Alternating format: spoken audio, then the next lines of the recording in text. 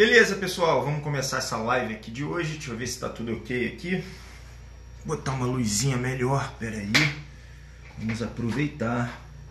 Hoje está um pouquinho... Opa, melhorou a luz. Vamos lá, pessoal, live hoje super especial. Deixar o pessoal entrando para a gente chegar nessa live. Essa live de um filme. Olha só, o pessoal pediu, foi a pedido mesmo. Eu não curto muito cinema, porque, enfim, são outros motivos. Mas eu fui e valeu muito a pena. Nossa, filmaço, filme muito, muito bom. Um filme poderoso e cruza duas áreas importantíssimas, tá? Que, na verdade, três, mas duas são principais. Que é a formação do ser humano, a formação patológica de um ser humano e o impacto disso, né? Um impacto social, que vai ser concomitante, porque seres humanos formam a sociedade, né? Então, hoje a gente precisa falar, vai ser uma live mais longa, eu espero que vocês tenham tempo. E para quem perder essa live, vai estar lá no no YouTube, beleza? Para vocês verem depois. Eu vou tentar gravar, senão é aquele esqueminha aí que a gente consegue, no final das contas, juntar, botar ali, algum seguidor me manda, e aí a gente consegue botar lá no YouTube, porque eu não estou conseguindo ultimamente gravar. Então vamos começar, porque hoje o papo é longo. Hoje eu estou aqui com as minhas anotações aqui do lado, igual o Coringa, e eu vou começar a falar um pouquinho sobre esse filme, sobre muita coisa que eu vi, e eu assisti com outras pessoas, eu percebi, eu notei que muita gente não viu alguns símbolos que eu estou atento. Eu acho que é por conta do meu ofício, que eu fiquei bem atento, que passa despercebido no dia a dia. Eu li algumas análises para entender o que as pessoas estão achando, também aconteceu isso, e esse filme é importante e vai ser muito bom para a gente hoje, a gente conseguir entender isso aí, beleza? Então, a live, para quem está chegando agora, é sobre o Coringa. E quem é o Coringa? O Coringa é o personagem, né, que dessa vez foi abordado como um ser humano, como um doente mental, onde o diagnóstico não fica totalmente claro, tá? Então, inicialmente, eu comecei a ver, eu falei, esse cara não é esquizofrênico, quanto a maioria das pessoas acham, porque o pensamento dele é bem organizado. Eu sei que tem gente aí da área acadêmica, tanto psicólogo quanto psiquiatra, então a gente vai hoje conversar, vai abordar um pouquinho técnico também, beleza? Mas nada muito científico a ponto da gente começar a ficar perdido. Então, eu não acho que ele seja esquizofrênico, porque o pensamento dele é organizado. O comportamento dele é um pouco estranho, a gente vai falar sobre isso, mas ele estaria mais para um transtorno de personalidade esquizotípica ou alguma coisa do gênero, e depois troca um pouco o diagnóstico, enfim. Mas vamos lá, vamos começar. Então, é sobre a história de um homem, para quem não viu ou vai ver, não tem problema nenhum, né? É a história de um homem que tem uma vida bem sofrida, tem uma vida bem conturbada, e ele começa a desenvolver um personagem, e esse personagem, né, tem um lado cruel, um lado mau, um lado onde ele se explode e acaba matando pessoas, né? Então a história é bem simples, né? Parece uma trama bem simples, mas esse filme vai muito além disso, inclusive com críticas sociais, beleza? Então, uma das críticas que fica logo clara é que a gente tem que tomar muito cuidado, porque é capciosa,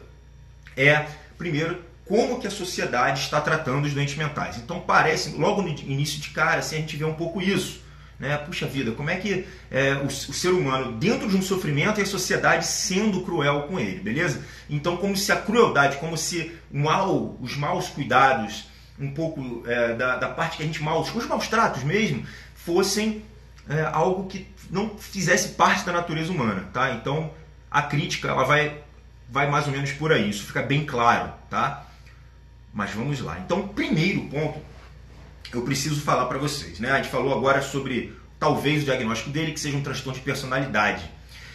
Só que a história do Coringa começa muito antes. Eu não sei se vocês se ligaram, para quem viu o filme. A história dele começa lá na primeira infância dele, logo quando ele ainda é bebê, e ele nem tem memória disso. Olha só o quanto que isso fica marcado. Ele não sabe que aconteceu isso. Ele faz uma investigação e descobre. O que aconteceu? Primeiro, ele era filho de uma mãe doente, uma mãe completamente paranoica, provavelmente psicótica, né? A mãe era completamente instável, criava fantasias na mente e era completamente fora da casinha, ela não estava vivendo na realidade. Ela mesma falou, eu não escutava meu filho gritando, não escutava. Então assim, primeiro ponto, ele sofreu uma infância negligenciada.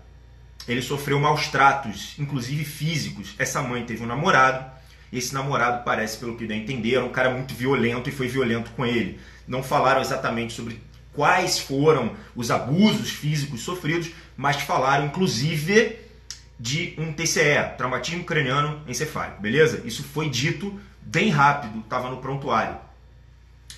E aí, prejudica ainda mais o quadro psiquiátrico dele. A gente sabe que TCE acaba ocasionando quase sempre alterações do humor e da personalidade, beleza? Para quem não sabe, fique sabendo disso. Quando você tem um trauma mesmo, craniano, é possível e é muito provável que você vai ter alteração da sua personalidade. E até, inclusive, tendo doenças psiquiátricas. Então, ele sofreu isso quando era criança. E um resultado que não é, nesse caso agora, não é tão relevante, mas vai ser legal para nossa análise, é que ele tem um problema que se chama a afetividade involuntária.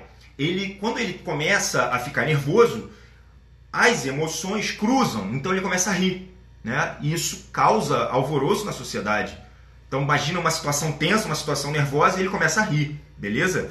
Então, a mãe dele é adotiva, né? É verdade, a mãe dele é adotiva. Bom, de qualquer forma ele foi criado por uma mãe que era psicótica, beleza? E que ele sofreu maus tratos, isso aí ficou claro, né? Então, no caso, ainda assim ele sofreu lá os abusos todos. Todas as TCEs causam transtorno? Não, nem todas. Depende da gravidade, mas algumas pessoas têm isso sim. Beleza? Então, aí ele começa a ter a labilidade emocional e fica involuntária. Ela começa a ter isso é um pouco raro e é ligado ao TCE. Isso pode ser ligado ao TCE. Bom, por que eu estou falando disso? Tá? Porque é um caso raro. Mas, ainda assim, a violência dentro da população de doentes mentais é igual à população saudável, beleza? Isso é interessante a gente saber, porque pode haver a confusão da gente, né, de começar um preconceito com a população de saúde mental, com os doentes mentais, né? Achar que isso aí já é bem típico de acontecer, o esquizofrênico ou psicopata, tem livros, tem até uma psiquiatra famosa que fala, você tem que tomar cuidado, calma gente, não é bem assim não, beleza? Tá? A violência é igual, ou seja, inclusive o jeito que ele chega lá a ser uma pessoa violenta é um jeito que poderia ser qualquer um, né, que tivesse sofrido. E a gente vai falar exatamente sobre isso, beleza? Então, o que acontece? Desde o início do filme, fica claro que o foco é no sofrimento dele. Então, assim, o filme já começa ele apanhando, ele começa ele se ferrando na vida, começa ele no apartamento ruim, apanha dos meninos, é assaltado, ele é demitido. Ou seja, o filme faz com que você sinta pena dele, tá? E isso é importante porque é a valorização da vítima aqui, do vitimismo. E ele é vítima real, desde criança. Por isso, eu falo que existe um Coringa em todo mundo. Não tem como você não se compadecer com a dor do Coringa, porque todo mundo já sofreu alguma coisa parecida. Ele sofreu quase tudo que a gente conhece, né? Ele sofreu preconceito, bullying, maus tratos, negligência, violência. O cara, vida financeira destruída, né? Então, você imagina, o cara tá apanhando o tempo inteiro. O filme foca no sofrimento dele. Por que eu tô falando que o filme foca no sofrimento dele? Porque o nosso trabalho, inicialmente, com nós mesmos, para qualquer trauma, para qualquer coisa que aconteça ruim, é que você torne esses traumas apenas como pontos dentro da sua régua da vida, né? Então você começa a diluir esses pontos, porque esse ponto, a sua vida não é pautada em cima dos traumas. E o filme faz com que a vida do Coringa seja pautada em sofrimento. Então seria uma desonra para ele ou para qualquer pessoa que tenha sofrido um trauma que você coloque toda a sua linha da vida apenas com os momentos ruins, tá? Então isso é importante, é um jeito de você lidar com o trauma. E a gente sabe disso pelo simples fato de que, assim, ele tem um amor pela mãe, ele cuida da mãe, né? Então, assim, com certeza tem momentos bons na vida dele, né? Então, essa é uma história de um sofrimento mental e como que ele vai ter um enredo dentro da sociedade dele, né? Então, todo mundo tem um pouquinho de Coringa. Eu mesmo já apanhei muito na rua, né? Já tive também minha doença mental, tive minha depressão, já tive meu burnout, né? Então, assim, de uma certa forma, cada um tem uma vivência. Claro que ali está bem mais proeminente, né? Então, como é que a gente sabe, como é que a gente vai fazer para sofrer a carga emocional e não ser uma pessoa ruim? Então isso aí já começa né, um enredo dessa história toda, porque assim, a agressividade, principalmente nos homens, seja por um motivo biológico, seja por um motivo de adaptação, ela é natural, a agressividade, e ela pode se tornar violência ou não. Tá? E é mesmo dentro da violência, nem sempre é errado. Como é que eu vou explicar isso para você? Porque as pessoas escutam isso e ficam horrorizadas. Como é que uma pessoa pode ser violenta e ainda assim ser correta? Bom, muito simples. Pensem aí no filho de vocês e alguém fazendo uma maldade muito grande. Né? O que não pode ser na violência? Quando você é dominado pela emoção. E é exatamente onde o Coringa está. Ele vai apanhando, ele vai se contendo. Então ele vai formando uma autoagressividade. Essa agressividade é totalmente dirigida para dentro. Você pode ver que a postura dele fica assim, ó. A postura dele é para dentro, ele é todo introvertido, né? Ele é todo para dentro. E aí, por acaso, e é pelo acaso mesmo, né? A gente, enfim, aí quem tem a espiritualidade pode pensar no acaso ou não, você vê que acontece uma coisa, ele ganha uma arma, né? Ele vive numa cidade que é violenta, que é Gotham City, que pra mim, eu sempre, desde pequeno eu falo, cara, Rio de Janeiro é Gotham City. A gente tem aqui todos os personagens, todos do Batman, né? Inclusive os prefeitos que hoje são prefeito, governador, que tá tudo preso aqui, né? Então assim, a gente vive aqui no Gotham City, é uma cidade violenta, suja, né? Isso é muito comum. Então, quando eu falo sobre Gotham, ele estava inserido num contexto de uma cidade suja, violenta, né? E aí, ele ganha uma arma de um colega dele, e ele, com aquele distúrbio dele de começar a rir, ele numa situação meio dramática de uma violência contra uma mulher no metrô, ele vai e começa a rir, e os caras, né, eram todos engomadinhos e tal, e resolvem bater nele, e ele, no susto, ele larga o tiro nesses caras, e aí começa toda a história dele. Por que acontece ali? O que aconteceu ali? Não é um ato de coragem do Coringa. Ele matou os caras, mas não é um ato de coragem. Não foi um ato de coragem, foi um ato de desespero. Você pode até pensar em defesa pessoal, beleza, mas ele estava desesperado. Ele ficou desesperado naquele momento, né? Então não foi um ato de coragem. É assim que nasce a história do Coringa, porque na verdade ele é um covarde, né? Então a gente vai chegar nesse ponto, mas na verdade é um ato de quem tem medo da vida. Então a gente está falando hoje, tá travando para todo mundo, pessoal? Né? Tá travando todo mundo ou só aqui para algumas pessoas? Bom, vou continuar e, enfim, ainda tá travando. Olá, beleza? Poxa vida. E aí, né, nesse caso, como eu falei, a gente se compadece porque se sofre muito. O filme faz isso propositalmente, então ele fomenta o vitimismo. Veja bem, quando eu falo de vitimismo, eu estou falando aqui que mesmo sendo vítima real, você pode não ser um vitimista. E no caso, ele é um vitimista. Ele valoriza o sofrimento dele. Por que ele faz isso? Ele é o que a gente chama da quarta camada. Ele é o que a gente chama da camada emocional, a camada astral lá para os hindus. Então é um momento muito perigoso da vida humana, porque é um momento geralmente... Puxa vida, né? Tá travando o som. Eu não tem muito o que fazer aqui, pessoal. É a conexão aqui. Enfim, vamos lá, se começar a travar me avisa aí, manda que tá normal para algumas pessoas, né? Então vê se não é a conexão de vocês aí, hein? Então o que acontece, né? Ele é daquela quarta camada, a camada emocional, e essa camada é perigosa. Por quê? Primeiro, você usa o amor como moeda de troca, e ele faz isso. Ele acha que pelo fato dele ser doce, dele ser afável, ele acha que o mundo deve isso a ele. Segundo ponto, qual que é o grande problema dessa camada emocional? Labilidade. Você começa cada dia, você depende do ambiente externo. Só que ele está em Gotham City, pessoal. O ambiente externo é tóxico, o ambiente externo é problemático. Entendeu? Então, você colocou a sua felicidade, o seu bom humor na mão de um ambiente externo. Olha o perigo que você tem nesse momento.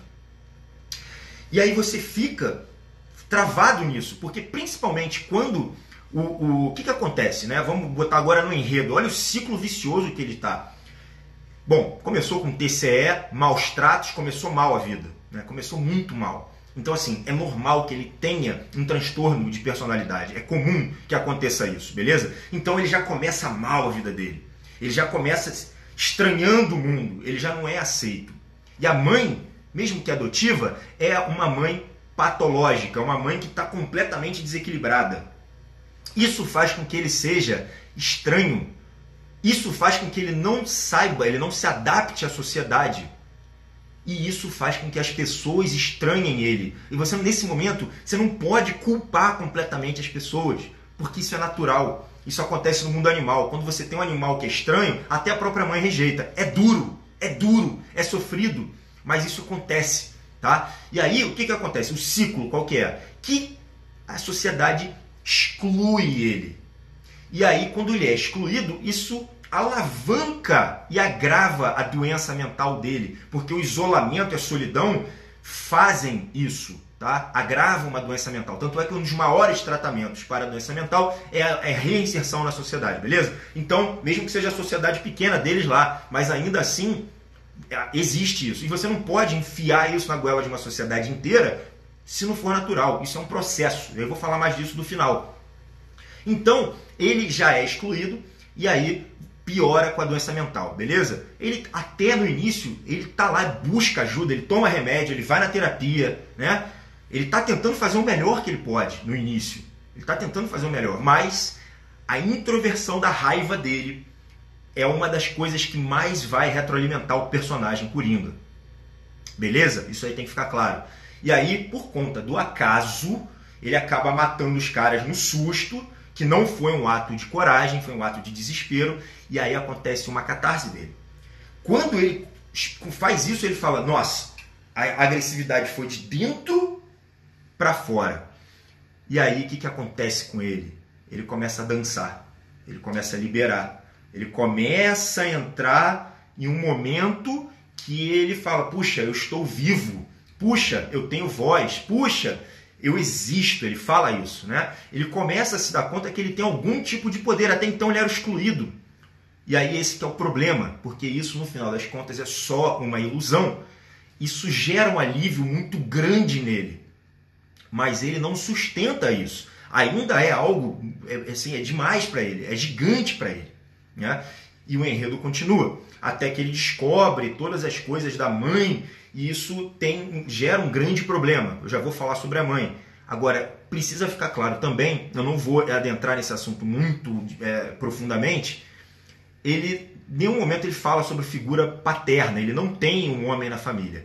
E isso é importante, porque todo homem precisa de uma figura masculina. Eu sei que tem muitas mães solteiras aqui, mas isso é importante. E se não for o pai, que seja uma figura que venha gerir gerar uma inspiração, que venha orientar. E só o homem inicia outro homem na jornada do menino para o homem, beleza? Isso aí é Robert Bly, depois a gente fala sobre isso mais a fundo. E ele não tem essa referência masculina. A falta da referência masculina é um dos maiores indícios, maior ainda do que a própria falta de educação, né, escolar. A falta de uma figura masculina está mais ligada à violência urbana, violência, tá bom? Então, olha o tamanho do merdelê que está acontecendo no Coringa. O cara nasceu todo errado, sofreu, não tem pai, a mãe é patológica, tudo desequilibrado, beleza. Como é que esse cara vai se dar bem, né? Então ele tem aquela raiva que é interna, postura para dentro, tal. Fumando. Quando ele busca o cigarro, ele já está buscando o alívio, tá? E outra coisa que eu notei muito forte nele é o emagrecimento. Se ele fosse meu paciente, eu ia falar para ele entrar numa academia de luta, entrar em contato com a agressividade dele, tá? Se alimentar, aumentar a massa muscular dele. Isso parece uma bobagem, parece reducionista e biológico, não é. Quando uma criança vê um cachorro se movimentando, quando você vê um combate de dois adultos, aquilo assusta a mulher, assusta o homem, e a teoria biológica assusta a criança, a mulher principalmente. A teoria biológica para isso é que o excesso de movimento ele é prejudicial, ele fomenta um risco para você, ele oferece um risco de vida, principalmente para a criança. E aí, nesse momento, você vê um cara completamente emagrecido, sem agressividade, dentro de uma sociedade agressiva. Ele não tem a capacidade de se defender. A arma forneceu isso para ele. E isso alivia, porque até então ele não tinha contato ainda com a violência. Todo o contato era de fora para dentro, ele recebendo a violência. Quando ele consegue externalizar, ele começa a criar um personagem e vai se alinhando, ele vai se organizando dentro desse personagem. Então até aí tudo bem.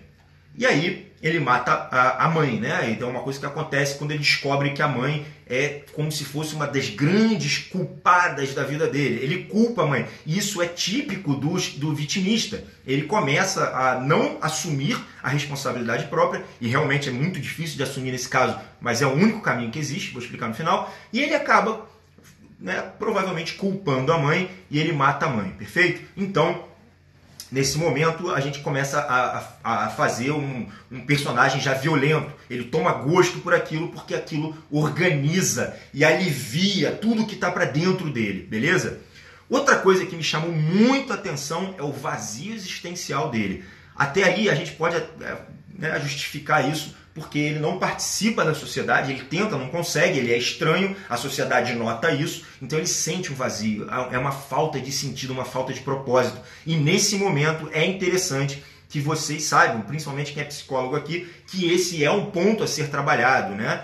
Esse é um ponto importante a ser trabalhado. Você pode estar fazendo isso aí, tem um monte de psiquiatra e psicólogo na história que trabalhou com isso, mas nem todos. Então a gente precisa se ligar nesse negócio da busca do sentido, beleza? Então, a gente está falando do Coringa, para quem está chegando agora, e aí ele tem uma personalidade passiva submissa. Ele é um passivo submisso. Então, se ele, por exemplo, conseguisse entrar numa academia de luta, entrasse em contato na agressividade, fizesse um corpo mais móvel. O que é mais móvel? Fibras musculares. As fibras musculares e a ausência do peso extra da gordura é onde você começa a ter maior movimentação, liberdade e segurança. Isso é um dos motivos biológicos para explicar o porquê das mulheres terem mais ansiedade e depressão do que o homem, tá? Esse é um dos motivos. Um deles, só um deles, beleza? Então, cada tema disso aqui daria uma live, né? Mas beleza, vamos seguir porque tem bastante coisa. Bom, então ele toma remédios, os remédios não resolvem. Um dos motivos que pode ser das causas biológicas dele, mas é claro, o problema dele é um problema mais psicológico do que psiquiátrico, né? Provavelmente existe lá um grau de delírio, mas assim, ele tem um problema grave dessa agressividade interna, ele não sabe gerir, e quando ele gera agressividade, ele bota para fora de uma forma violenta. Ele transforma algo que é natural em violência emocional. A violência não é a violência aquela que eu falei, ligada à ética, ligada à razão, quando você vê alguma coisa errada, né? E claro que se a gente for falar da espiritualidade, das virtudes, a gente já viu aí vários líderes espirituais, inclusive Jesus, que não vou optar pela violência, beleza? Aí é um patamar já bem acima, tá? A maioria das pessoas aqui não vai chegar lá, é possível, mas vai chegar. Ah, mas eu não sou violento, tudo bem. Você não é violento por medo, por passividade, você não é violento porque não consegue, né? Porque isso é importante, sobretudo para a vida masculina. A vida masculina, principalmente quando é criança, agora nem tanto, mas antigamente, ainda mais naquela época lá, que a gente está falando ali dos anos, acho que é dos anos 50, 60, né? Eu acho que até mais um pouquinho, 60. A vida masculina ela é pautada na agressividade. A testosterona pode ser um dos nossos intuitos a falar isso, mas a gente está falando de competitividade entre animais. Todo mundo é assim? Não, claro que não. Conforme você for subindo na sua escala, conforme você for desenvolvendo a sua personalidade, a violência vai deixando de ter significado. Mas no início, principalmente no início da vida, os humanos, os homens principalmente, são testados pela violência. E o Coringa, ele não tem isso. Ele é franzino, ele é um pouquinho, ele é sensível demais, né? Ele é uma pessoa muito para dentro, recatado, submisso, passivo. ele é criado com a mãe, não tem figura masculina dentro de casa. Isso faz com que ele seja passivo. Isso gera doenças, isso vai gerar um desequilíbrio. E aí, como é que você lida? Como é que ele fez para lidar com o sofrimento dele? Ele cria uma fantasia. Ele cria uma fantasia, é quase como que todas as pessoas que fantasiam nesse mundo fazem isso para aliviar da dor. Beleza? Ficou claro isso, né? Então, as pessoas que acabam fantasiando, provavelmente, elas estão tentando aliviar da dor. Só que qual que é o problema de quem fantasia? O problema é muito simples. Você não vive nem o teu personagem e nem quem você é na essência.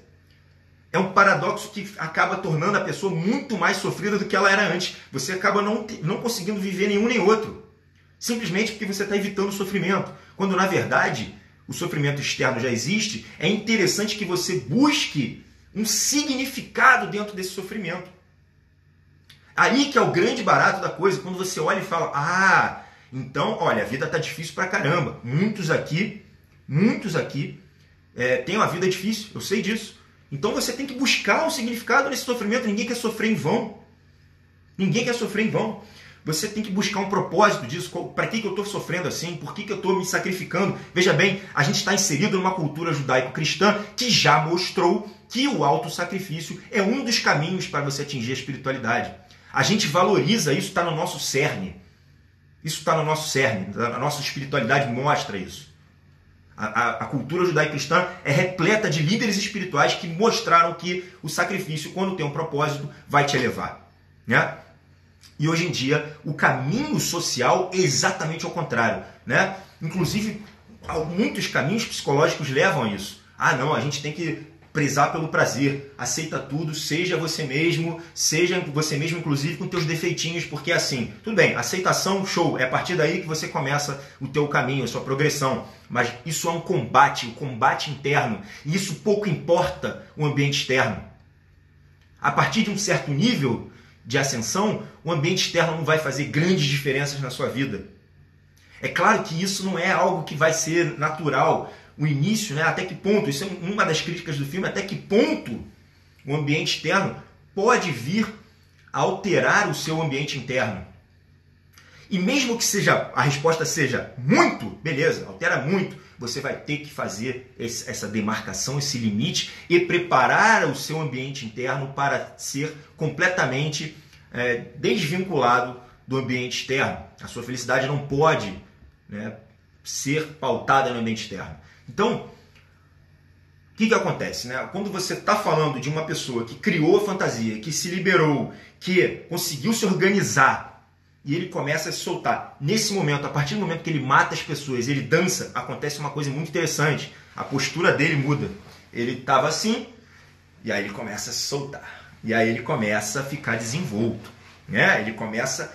isso é maravilhoso, o sentimento que ele conseguiu atingir, né? Mesmo que fazendo, obviamente, evidentemente, que ele fez tudo errado. Por que eu sei que é errado? Por que eu sei disso?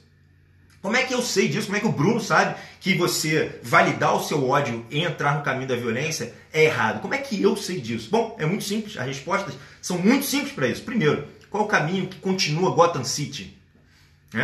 Qual é o caminho? Gotham City perdura nesse caminho durante muito tempo, no caos. Ela não melhora. Né? Então, quando o Coringa começa a se sentir um pouco melhor, o que acontece? O que acontece ali com ele? Né? Ele é aceito. Ele é aceito. Só aceito. Ele não é amado. Ele é aceito pela sociedade. Que sociedade?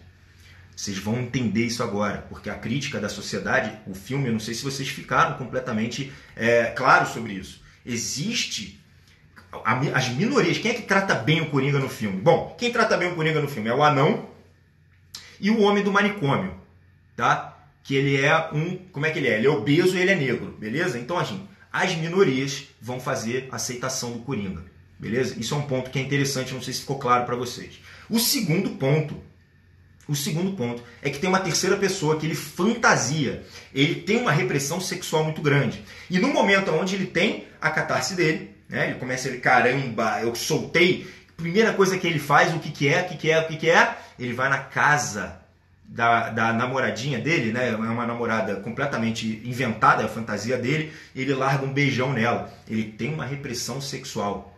Beleza, então a gente está falando sobre uma pessoa reprimida sexualmente, cheia das fantasias e das neuroses, que, no final das contas, a partir do momento onde ele ganha postura, onde ele consegue orientar a agressividade dele para fora, ou seja, ele está errando, nesse momento ele é aceito por outras pessoas que estão em minoria, que também se sentem invalidadas pela sociedade e que nutriram o ódio. O ódio por quem? Quem que eles inventaram para... E naquele caso até pode ser até que tenha um significado, né? A aristocracia. Os líderes da sociedade. A sociedade vai mal, a aristocracia não vai mal, então a gente precisa disso. Quem faz muito isso, hein? Vocês lembram na nossa história? Hitler. Né? O Hitler faz isso. É uma pessoa sentida emocionalmente, né? Que entra para o movimento populista, é preso, sofre, se sente vitimizado e aí ele inventa uma classe de inimigos, que são, no caso lá para eles, os judeus. Né? E aí ele consegue unir a Alemanha em desespero, numa baita crise, e ele une. Une como? Como é que ele... Nem une, ele reúne. Como é que ele reúne? Através do ódio. O que aconteceu? Segunda Guerra Mundial. A gente já viu isso, né? Não é novidade para ninguém aqui, né? Essa história não é estranha para ninguém. Então, é o que acontece quando você fomenta o ódio. Existe um ditado siciliano que diz: o amor constrói castelos, o ódio ergue impérios. E ergue, a gente viu a Alemanha nazista. A Alemanha nazista, por um peidinho, eu não conquisto o mundo inteiro. Né? Então veja bem, qual é um dos perigos que a gente está vendo sobre essa pessoa que une outros, que é aceito por outros movimentos de minoria, que são movimentos fomentados no ódio, que consegue agora, a partir desse momento, deliberar o ódio. O que acontece? O que acontece com pessoas que criam sociedades baseadas no ódio? Gotham City é uma cidade pautada no mal. Né? Então, veja bem, voltando ao que a gente falou, o Coringa é, na verdade, um covarde. Assim como qualquer um que fez uma análise do Hitler também chega na mesma conclusão. É um covarde. Como é que eu sei disso? Porque quando você vive um personagem, você não tem coragem de ser você mesmo. E olha só, a vida é sofrida mesmo. Tá? Aceita logo isso. Começa a viver pautado nisso, porque a vida é sofrida. Ela tem os seus sofrimentos. E olha, amar, aceitar, viver em sociedade, servir, ser ético, moral, né? Você ter uma utilidade, você acordar cedo, ao invés de você ficar na cama comendo pizza, você sair da cama e sofrer, envolve o sofrimento. Veja bem, a evolução envolve um gasto de energia. E não adianta você ficar evitando isso, porque é como se fosse a lei natural da vida, o Dharma, chama do que você quiser. Quando você relaxa, o que acontece? Acontece igual o Coringa. Você olha para baixo. Esse é o movimento de relaxamento. Você olha para baixo. O que tem embaixo? Tem seu próprio umbigo, não tem mais nada. É um movimento egoísta. Você tem que fazer muito esforço para levantar essa cabeça e começar a olhar a família, a sociedade, né? O mundo, a montanha, o sol, a iluminação do sol. Demora, é preciso de força, de energia. E a tendência é o relaxamento. Os seres humanos têm um corpo duro, preso, rígido, e a gente tem a vontade é de relaxar. Só que as escrituras antigas, tudo que a gente viu na humanidade até hoje, mostrou que esse não é o caminho. Esse caminho que ele propõe, que parece natural, e o filme faz isso com você. Começa o sofrimento dele, violino triste, você fica com o maior dó do Coringa, né? E aí isso fomenta o erro dele, isso vai fomentar o erro dele, isso faz com que ele se sinta ainda mais vitimista. E você passa agora a dever para esse cara, porque ele sofreu. Ou seja, olha o mecanismo errado que aconteceu. Eu amo, você precisa me amar de volta. Né? Eu sofro, você precisa ter piedade de mim. Né? Olha o erro. Gente, eu não estou dizendo que a sociedade lá não estava errada. A sociedade está errada, só que você tem poder pela sociedade? Você não tem! Você não tem como mudar as pessoas. Você tem o quê? Você tem um micropoder de mudar a si mesmo e talvez você servir de inspiração para mudar alguém da tua família, da tua sociedade. Você não passa daí. Perfeito? Você serve como um modelo, é o melhor que você pode fazer. Tá? E aí você faz isso, porra. Faz isso, é o melhor que você pode fazer, faz isso. Né? Agora, a sociedade sou eu. A sociedade é você. Não pense que você chega e acredita que a sociedade é um vilão sem rosto. Gente, a sociedade somos nós aqui, esses 110 pessoas que estão na live. É isso. É a pessoa que passa aqui na minha porta. Todo mundo tem rosto, todo mundo tem história. Perfeito? Então você impacta a si mesmo e tenta servir de exemplo para você inspirar os outros. Ambiente externo tem que cagar o ambiente interno? De jeito nenhum. O ambiente externo só pode contaminar o interno se for para melhor. Então, se eu tivesse na presença de um Sócrates, se eu tivesse na presença do Buda, porra, eu quero ser inspirado por ele, eu quero mudar o meu ambiente externo. Se eu estou do lado de um presidiário, se eu estou do lado de pacientes psiquiátricos, eu mudo eles. Eu sirvo de inspiração. E não ao contrário. Né? Então, chegando agora no ponto de vista social, o que acontece ali? É uma crítica que eu acho muito importante a gente conversar. É a relativização da moral. Por quê? Porque se você chega e fala, cara, olha, eu sofro e então por isso eu posso fazer os outros sofrerem, a gente está perdido. Outro dia, não sei se vocês viram isso, não saiu muito em jornal, mas eu vi na internet, um casal, eu não sei se agora se eram duas mulheres ou se era um casal mesmo, né? Heterossexual. Eles pegaram os filhos deles e filmaram fazendo sexo. Beleza? E venderam essas imagens, né? Para mim e para a grande maioria das pessoas, uma coisa absurda, antiético do último nível, um crime, foram presos. Mas teve gente na internet protegendo. E eu vi esses comentários com meus próprios olhos. E o que eles diziam? Olha só. Cada um sabe de si, cada um sabe a dor, cada um sabe o que é passar pobreza. Né? Então tá tudo bem. Então, olha só. Eu estou passando perrengue, eu estou passando dor, estou passando sofrimento, então eu posso fazer o que eu quiser com vocês. É assim? Então, cuidado com a relativização da moral, porque é exatamente o que o Coringa faz. Ele sofre e ele acha justo dar um tiro no olho do outro cara, na testa do outro cara, ao vivo. Né? Ele acha justo tornar uma cidade inteira caótica, ele acha a maior graça nisso. Veja bem, nesse momento que ele torna a cidade caótica, né, ele fica feliz. Por quê? Porque dentro dele tem essa carência, tem esse vazio, e aqui agora ele é uma vingança. E a vingança é um sentimento da quinta camada, é um pouquinho mais acima. Ele começa a conhecer o próprio poder. Ele deu um pequeno passo que assim, está completamente distante do que o ser um ser humano. Ele está ali ainda começando a entender de uma forma completamente errada, e aquilo ali gera uma catástrofe muito grande para ele e para todo mundo, e que vai se manter durante muito tempo. Segundo ponto, dentro da crítica social, é você ter a irresponsabilidade como uma filosofia de vida.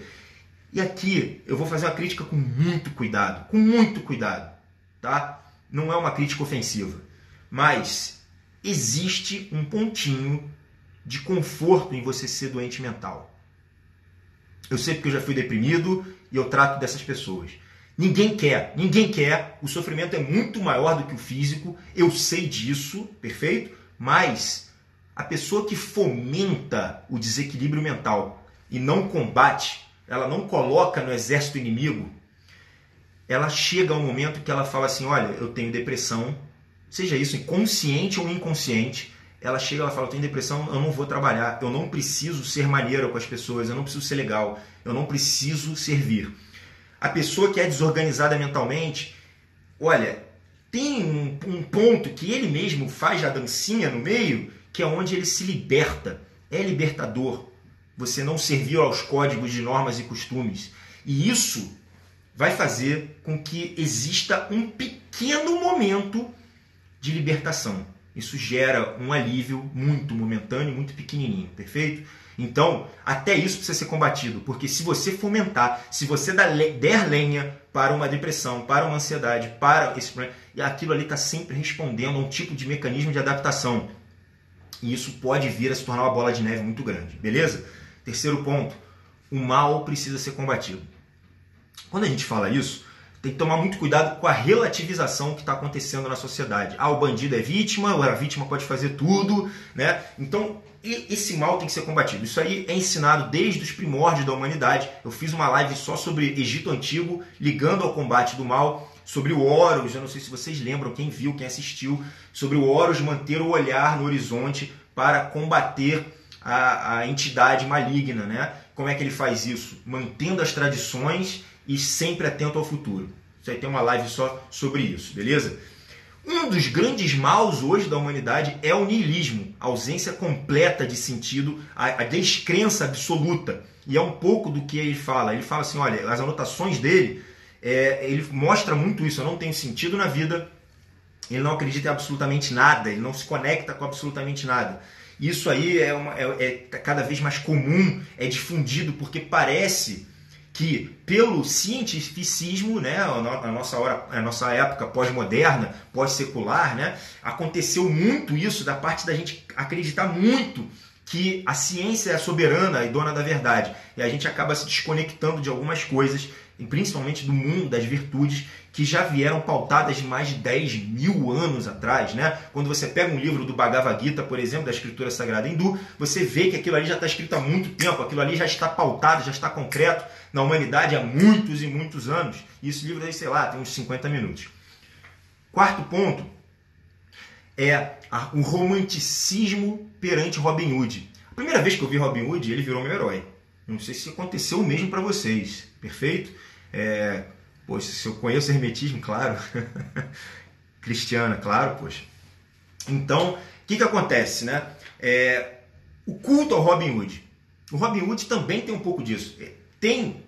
Você tem a classe que está nitidamente causando um malefício, cobrando impostos excessivos, controlando a sociedade, e o Robin Hood vem e rouba dos outros. Bom, parece justo aquilo, parece justo, mas não necessariamente é justo, perfeito? Parece que a gente tem que ter mais ou menos um equilíbrio, mas existe hierarquia humana. Pessoas têm mais energia do que as outras, pessoas têm mais QI do que as outras, pessoas têm mais atitude, coragem, têm mais virtude, seja pelo motivo que for. Não vou entrar nesse mérito espiritual agora, mas cada um tem a sua jornada e isso faz com que haja hierarquia. Isso dói principalmente para quem está lá embaixo. Você olha e você fala, puxa, esse cara está lá em cima, e você sente raiva porque você está fomentado pela inveja. E aí nesse momento você acha que o outro tem que descer para ficar no teu nível. O nome disso é inveja. E qual que é o movimento? O que o Coringa tinha que fazer? Bom, primeiro ponto. Você não usa a raiva nem para dentro nem para fora. O ódio, ele não é nem para dentro nem para fora. Para onde que é o ódio se você tem ele dentro de você? Se você sofreu e você tem a vontade de se vingar. Você usa o ódio para se elevar.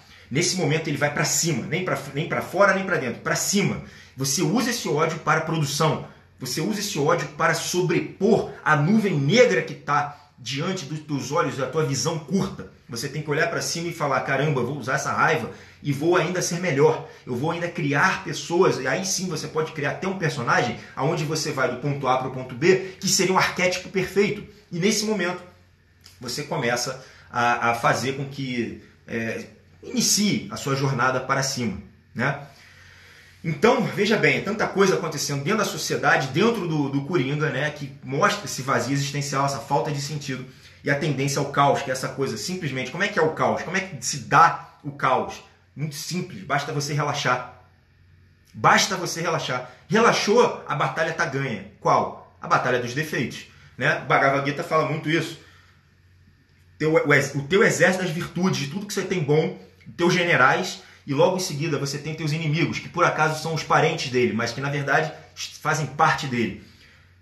Krishna, né, que é a entidade que aparece lá, a deidade que aparece lá, vira e fala, poxa, olha, você só precisa escolher um lado.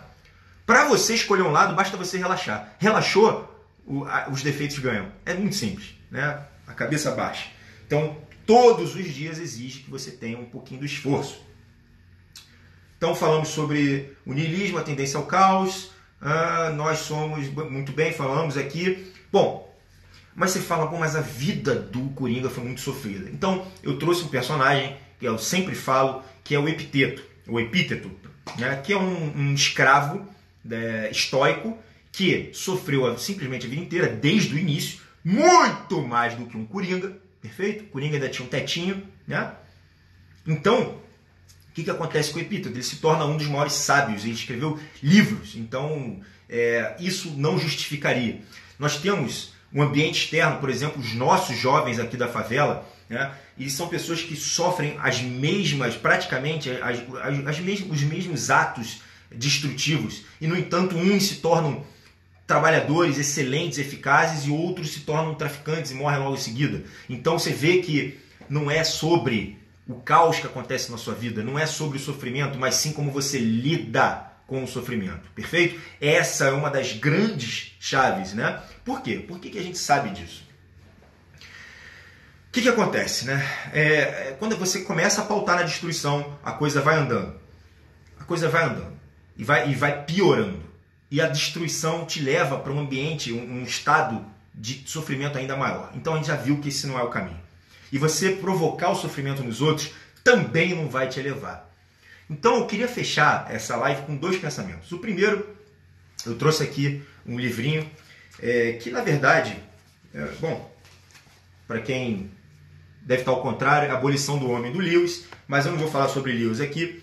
Queria falar só sobre uma frase que eu vi aqui, né, que é do Cícero, também é romano, antigo, né? A morte é preferível à escravidão e aos atos vis. Bom, a morte não é o pior que pode acontecer com o ser humano. Ser uma pessoa ruim, ser uma pessoa mesquinha, isso sim é uma das piores coisas que pode acontecer com o ser humano.